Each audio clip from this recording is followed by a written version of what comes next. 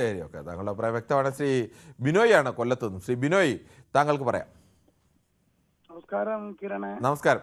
ഇത് സത്യത്തിൽ നിങ്ങൾ മാധ്യമങ്ങൾ ഇല്ലായിരുന്നെങ്കിൽ, ഞാൻ എപ്പോഴും പറയും, ഫോർത്ത് സ്റ്റേറ്റ് ഈ നാട്ടിൽ ഈ രാജ്യത്ത് ഇല്ലായിരുന്നുവെങ്കിൽ ഒരുപാട് നമ്മളുടെ പെങ്ങന്മാരും ഒരുപാട് കുറ്റങ്ങളൊന്നും ചെയ്യാത്ത ക്രിമിനലുകളല്ലാത്തവരെ ഇതുപോലെയുള്ള പ്രതാപൻ, മിന്നൽ പ്രതാപൻ എന്താ അദ്ദേഹത്തിനെ വിളിക്കുന്നത്, മിന്നൽ പ്രതാപന്മാര് ഒരുപാട് ഉണ്ടായിരുന്നു.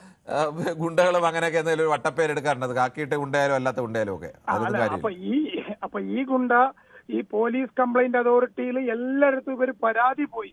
പക്ഷെ ജനം ഇത് ചർച്ച ചെയ്യുന്നത് നിങ്ങൾ മീഡിയ മാധ്യമങ്ങൾ കൃത്യമായി ഓരോ ന്യൂസും പുറത്തു വിടുമ്പോഴാണ്. സത്യത്തിൽ അതൊരു വലിയ ഒരു സംഭവം തന്നെയാണ്. പക്ഷേ ഞാൻ ഒരു കാര്യം പറയാം, പിണറായി വിജയൻ 9.5 വർഷമായി ആഭ്യന്തര വകുപ്പ് മന്ത്രി ആയതിനു ശേഷം, പണ്ടൊക്കെ ഇങ്ങനെ നടന്നിട്ടില്ലെന്നല്ല, നടന്നിട്ടുണ്ടെങ്കിൽ അതിന്റെ പണ്ട് 10% ഇപ്പോൾ 100% ഗുണ്ടകളായ പോലീസ് ഉദ്യോഗസ്ഥർ ഈ സേനയിലുണ്ട്. ഞാൻ എല്ലാവരെയും അടച്ചാക്ഷേപിക്കുന്നില്ല. പക്ഷെ ഇതുപോലെയുള്ള പ്രതാപന്മാർ, അതായത് അവരുടെ ഹസ്ബൻഡ് എന്ത് കുറ്റം ചെയ്തോ കുറ്റം ചെയ്തില്ല, അത് രണ്ടാമത്തെ കാര്യം. ഒരു വനിതയോട് ഒരിക്കലും കാണിക്കാത്ത രീതിയിൽ ഒരു ചെറുപ്പക്കാരൻ പറയുന്നു, റിനോസ്, അദ്ദേഹത്തിന് അവിടെ കൊച്ചിയിൽ ഇരുന്നപ്പോൾ എന്തിനാ ഇരിക്കുന്നത് എന്ന് ചോദിച്ച് അദ്ദേഹത്തിന്റെ 2 കരണത്തും അടിച്ച ഇതുപോലുള്ള ഉദ്യോഗസ്ഥരെ സസ്പെൻഡ് അല്ല, എന്നേക്കുമായി ഉദ്യോഗത്തിൽ നിന്ന് പറഞ്ഞു. നമ്മൾ കുന്നംകുളം സംഭവത്തിൽ പറഞ്ഞു, അന്ന് മുഖ്യമന്ത്രി നിയമസഭയിൽ പറഞ്ഞു അവർക്കെതിരെ ശക്തമായ നടപടി ഉണ്ടാകും, അവരെ പിരിച്ചുവിടുന്നു.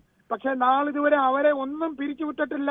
പ്രതാപനെ പോലെയുള്ള 100 കണക്കിന് ക്രിമിനലുകൾ പോലീസിൽ ഇപ്പോഴും ഉണ്ട്. പക്ഷെ നല്ല ഒരുപാട് ഉദ്യോഗസ്ഥരുണ്ട്. ഞങ്ങളൊക്കെ ഒരു രാത്രിയും പകലും ഒക്കെ പോലീസ് സ്റ്റേഷനിലും ഉദ്യോഗസ്ഥരും ഒക്കെ കാണുന്നത്. പക്ഷെ 5% ക്രിമിനലുകളിൽ പെടുന്ന ഒരാളാണ് ഈ പ്രതാപൻ. അതുകൊണ്ട് ഈ കമ്മ്യൂണിസ്റ്റ് ഭരിക്കുന്ന ഈ നാട്ടിൽ ഞാൻ ഇപ്പോഴും പറയുന്നു, പശ്ചിമ ബംഗാളും ത്രിപുരയും എങ്ങനെയാണോ പുറന്തള്ളപ്പെട്ടത്, അതുപോലെ തന്നെ കേരളത്തിൽ നിന്നും ഇന്ന് ആഭ്യന്തര വകുപ്പ് ഭരിക്കുന്ന പിണറായി വിജയനെയും കേരള പോലീസിനെയും ജനങ്ങൾ വിധി എഴുതും.